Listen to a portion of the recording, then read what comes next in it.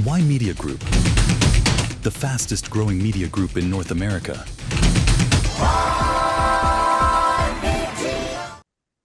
Hello and welcome to Ymedia Newsroom. I'm Ramona Singh, and here are your top stories for today. Essentially, President Donald Trump had evacuated after a gunman breached security at the Washington Press Gala.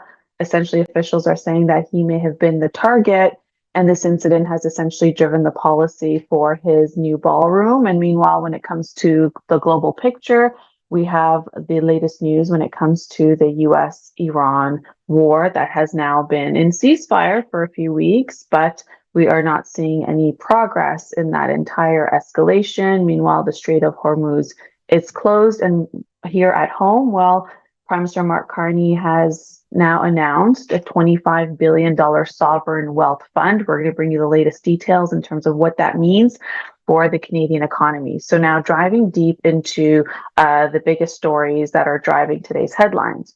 If you saw that Ymedia covered essentially the latest updates on what happened on Saturday night, where a gunman opened fire in the lobby of the White House Correspondents' Dinner in Washington, D.C. This was on Saturday, the 25th of April. And this was an event that was attended by the president, as well as the vice president and all of the senior officials. So this was a room full of very important people, essentially, which had a massive security breach. Essentially, authorities are now saying that Trump was likely the target, and the incident is being investigated as potentially another assassination attempt. This comes up to 3 assassination attempts on this president in a matter of 2 years. So that is very massive. So here's a video. We can go full screen. You can see from this angle here you have the president who is talking to the first lady, and then here you hear the gunshots, you hear, the escalations, and that is when the Secret Service comes and removes the president. And that is on the left side of the stage, as you can see. And we have another angle to this, which is on the right side, which you can see there is Vice President J.D. Vance. Now, what's interesting is Vice President J.D. Vance gets removed, and now I would say about 8 seconds later, they evacuate the president. So there you have it in terms of what took place. The president and the vice president were on stage.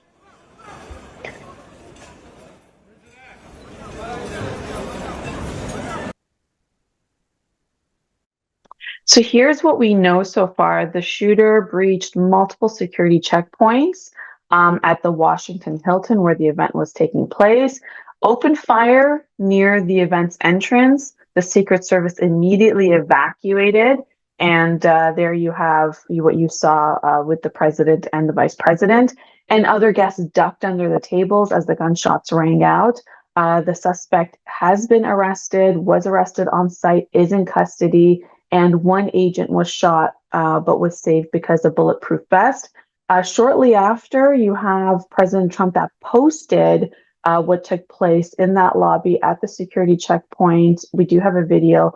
Please take a look.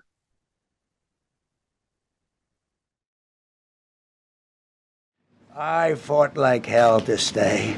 A very beautiful thing to see. A man charged a security checkpoint armed with multiple weapons. And he was taken down by some very brave members of Secret Service, and they acted very quickly. I must tell you, the most impactful people, the people that do the most. You take a look at the people, Abraham Lincoln. I mean, you go through the people that have gone through this where they got them. But the people that do the most, the people that make the biggest impact, they're the ones that they go after. They don't go after the ones that don't do much because they like it that way. And when you look at the people that have either, whether it was an attempt or a successful attempt, they're very impactful people. Just take a look at the names there, the big names. And I hate to say I'm honored by that, but I've done a lot. We've done a lot. We've taken this country, and we were a laughing stock for years, and now we're the hottest country anywhere in the world. We've changed this country. And there are a lot of people that are not happy about that. I want to thank the First Lady that was a rather traumatic experience for her. There was a lot of action taking place up there very quickly. But again, the response time was really incredible. And we're going to reschedule. We're going to do it again. We're not going to let anybody take over our society. We're not going to cancel things out because we can't do that. There you have it. That was President Trump essentially giving a press conference after this event took place, which canceled the entire gala. So what do we know about the suspect? Essentially, his name is Cole Thomas Allen. He's 31 years old, of California. He was armed with a shotgun, handgun, and knives. Authorities say that he traveled by train from California to Chicago and then to Washington and checked into the hotel that the event was taking place, that was hosting a dinner, so essentially having access to the venue. And this was definitely premeditated. And taking the train, I guess he bypassed the security checkpoints of carrying those weapons, which you wouldn't be able to do if you were to take a flight from California to Washington, D.C. Now, it's been said that he acted alone and he may have been targeting the Trump administration and all the officials. Reports indicate that there were multiple shots that were fired, approximately 5 to 8 during the incident. And then there was the security personnel that engaged and detained him. And those were the images, what you saw in that video of him being detained on the ground. He was taken later to the hospital after the for evaluation, and then now he is in custody. So who is this person? Who's this lone gunman? Essentially, he's a very well-educated person. He's got a bachelor's in mechanical engineering from Caltech. He's got a master's in computer science. That's from 2025. And he's been described by professors since he's a teacher as a strong and focused student when he was in school.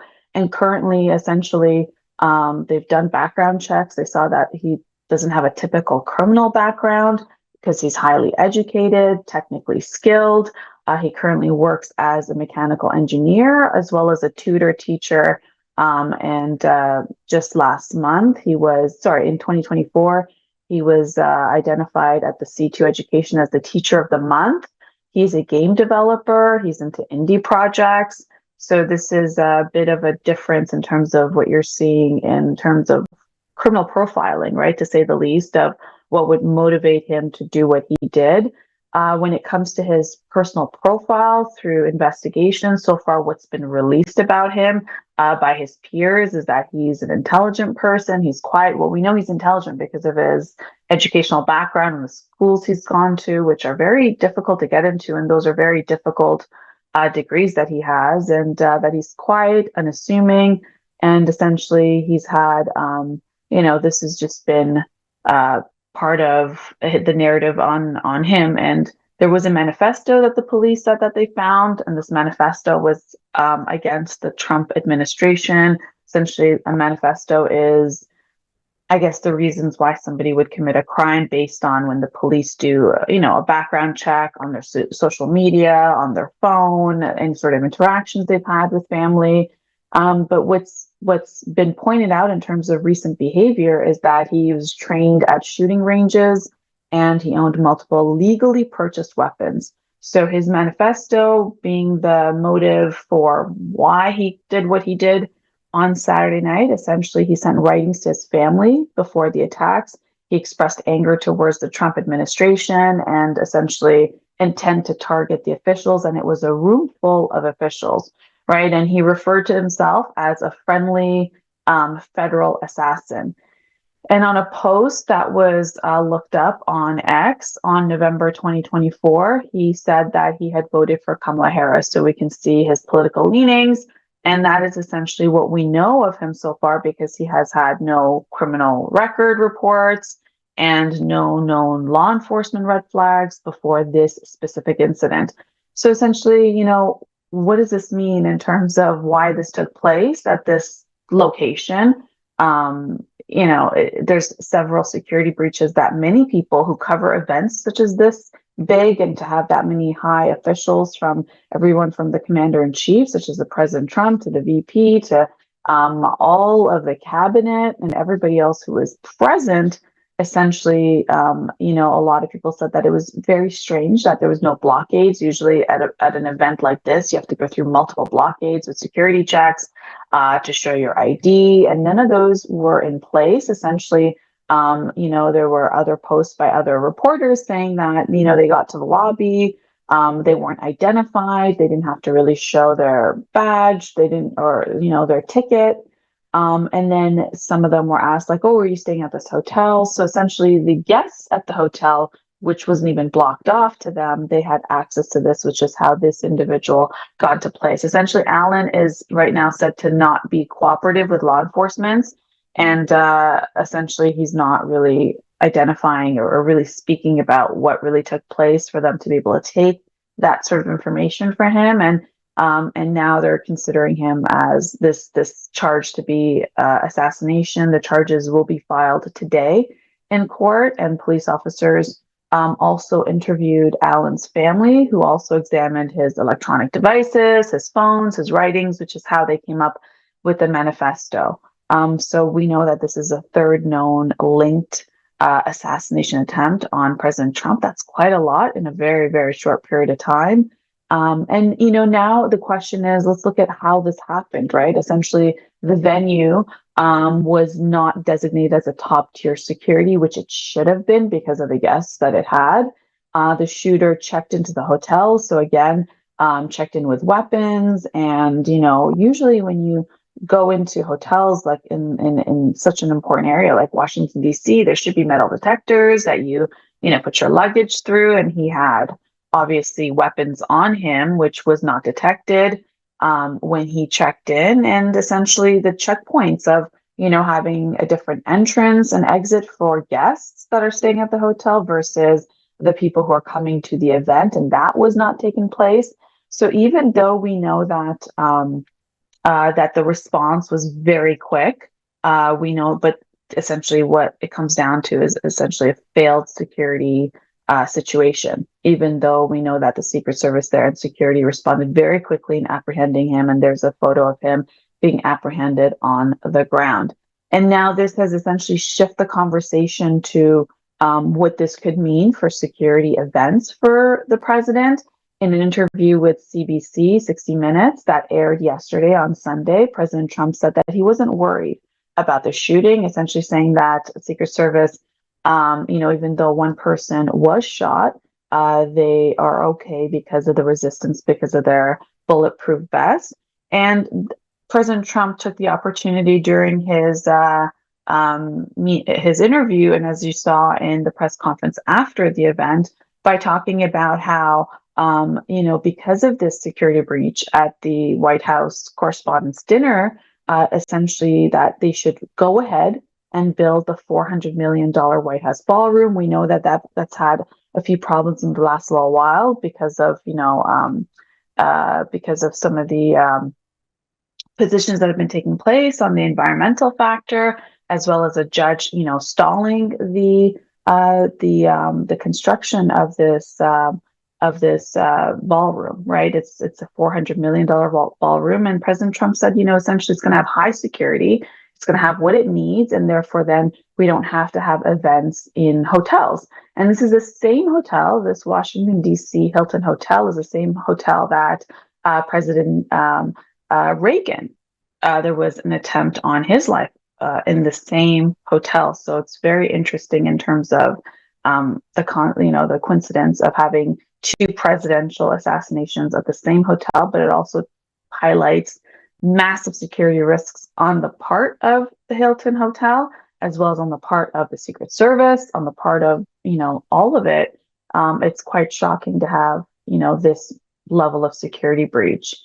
So now this ballroom plan that President Trump has really been advocating that he wants to build out, it's a 90,000 square foot ballroom, $400 million is the estimated cost. And this would replace what was in the East Wing, right? If you can, there's like demolition happening and it's supposed to be, and, a high security facility. And President Trump has said that essentially there won't be a second level floor that, this sort of situation wouldn't take place, such as having, people that could be on additional levels. And we know the White House is highly secure. So this is, part of him pivoting on policy based on this massive situation that took place. And President Trump, mentioned how if events are held at hotels or convention centers, essentially there's perimeter vulnerabilities to those places. There's public access that wouldn't be the case when it comes to the White House for events. Now, of course, we're gonna cover this with you as this escalates and we see what happens in terms of the charges that take place and more information that we can learn about this shooter and what it means.